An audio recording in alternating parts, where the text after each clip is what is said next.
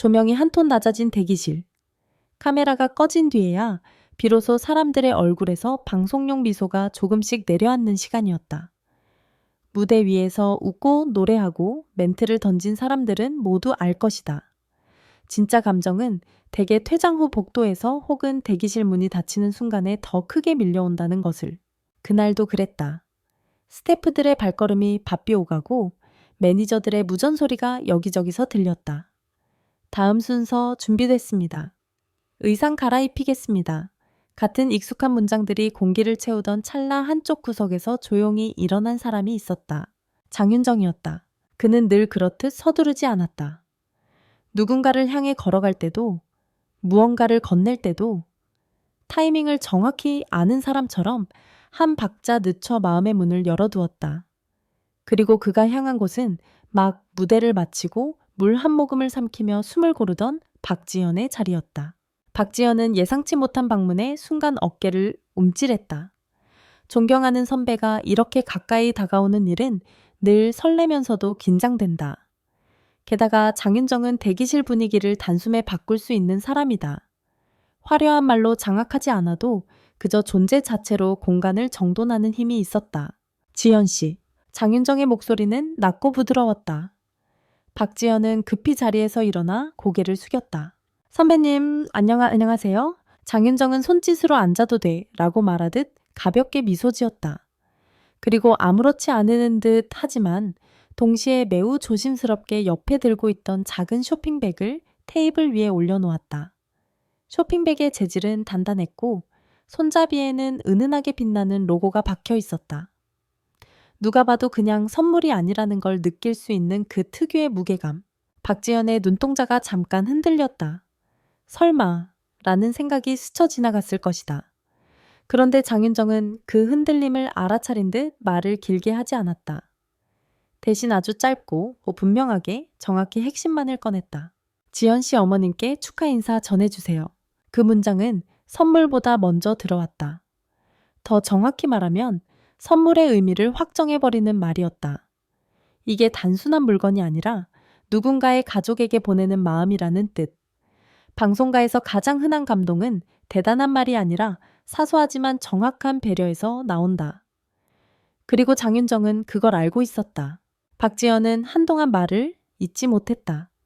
입술이 살짝 열렸다가 닫혔다. 그의 손은 무의식적으로 무릎 위에서 주먹을 쥐었다. 감정을 추스르려는 버릇 같은 움직임. 그러다 마침내 숨을 한번 크게 들이마시고 조심스럽게 물었다. 선배님, 이거 제가 받아도 돼요? 장윤정은 고개를 끄덕였다. 너무 큰 제스처 없이 그저 당연하다는 듯. 받아, 괜찮아. 그 짧은 두 글자가 가진 힘은 컸다. 괜찮아 라는 말은 단순히 허락이 아니라 상대가 부담을 느끼지 않도록 만드는 방패이기도 하다. 박지연은 손을 떨리는 듯 천천히 뻗었다. 쇼핑백을 들어 올리는 순간 예상보다 묵직한 감촉이 손바닥을 눌렀다. 그 무게는 물건의 무게가 아니라 마음의 무게처럼 느껴졌다. 그리고 그 다음 장면은 주변 사람들까지 숨을 멈추게 만들었다. 박지연이 쇼핑백을 끌어안듯 품에 앉아 눈가가 순식간에 붉어졌다. 그는 애써 웃어보려 했지만 입꼬리가 떨렸다. 감격이라는 말이 너무 흔해 보여서 오히려 표현하기 어려운 그런 순간이었다. 박지연은 한두 번 고개를 끄덕이더니 마치 무언가를 결심한 사람처럼 장윤정 쪽으로 한 발 다가갔다. 선배님. 그 말 끝을 맺기도 전에 박지연은 장윤정을 꽉 껴안았다. 대기실의 소음이 잠깐 멎었다. 스태프들의 발걸음 소리도 무전 소리도 누구의 웃음도 그 순간만큼은 조용해졌다.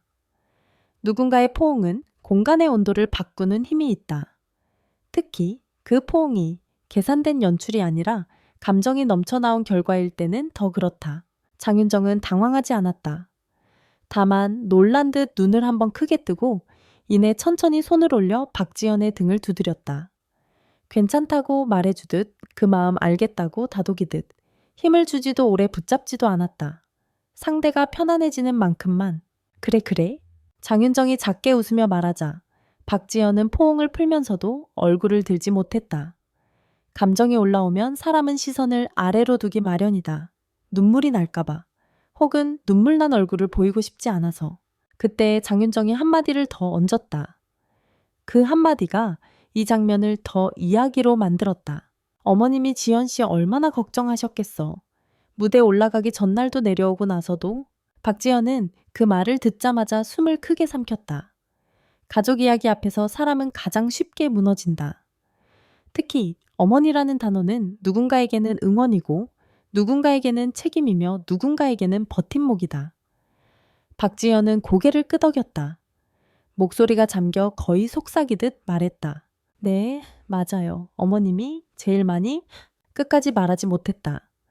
대신 그는 손등으로 눈가를 툭 훔쳤다. 그 모습을 본 장윤정은 더 이상 묻지 않았다. 깊어지는 감정은 때로 질문보다 침묵이 더 예의다. 그런데 사람들은 궁금해한다. 왜 하필 명품 핸드백이었을까? 단지 비싼 물건이라서 아니다. 진짜 포인트는 물건의 가격이 아니라 상징이다. 핸드백은 누군가의 하루를 담는 물건이다.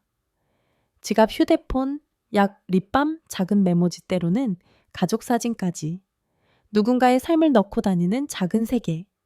장윤정이 핸드백을 건넸다는 건 당신의 일상에 작은 여유를 더해주고 싶다는 마음의 표현이기도 했다. 그리고 그걸 어머님께라는 문장으로 연결함으로써 선물은 더 이상 연예인 선배의 통 큰 선물이 아니라 가족에게 보내는 축하와 위로로 변했다.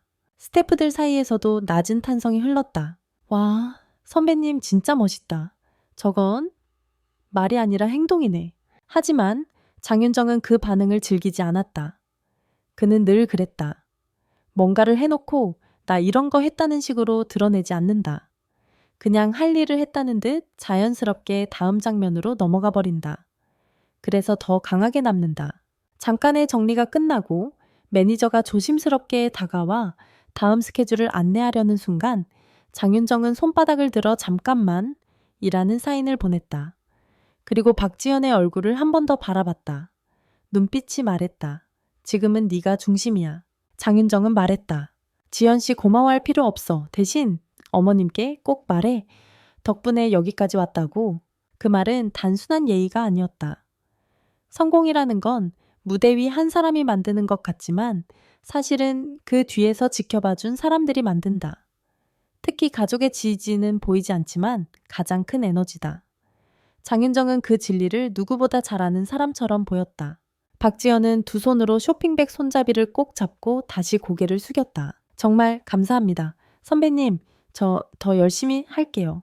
장윤정은 고개를 끄덕였다. 그리고 그 특유의 담담한 톤으로 그러나 아주 단단하게 말했다. 열심히 말고 오래 해. 오래 하려면 내 마음이 먼저 건강해야 돼. 그 한마디는 박지연의 표정을 또 한 번 바꿨다. 열심히다라는 말은 부담을 주기도 하지만 오래라는 말은 사람을 살린다. 오래 버티려면 스스로를 챙겨야 한다는 뜻이니까. 그날 이후 사람들은 이 장면을 이렇게 기억할지도 모른다. 명품 핸드백이 화제가 된 게 아니라 어머님께 축하 인사 전해주세요라는 말이 만든 파장이 더 컸다고. 선물은 손에 남지만 문장은 마음에 남는다. 그리고 마음에 남은 문장은 때로 사람을 한 계절 더 버티게 한다. 대기실 문이 열리고 닫히는 사이 장윤정은 다시 복도로 나갔다. 스포트라이트는 이미 다른 무대를 향해 움직이고 있었지만 누군가의 하루는 그 자리에서 살짝 바뀌었다. 박지연은 쇼핑백을 품에 안고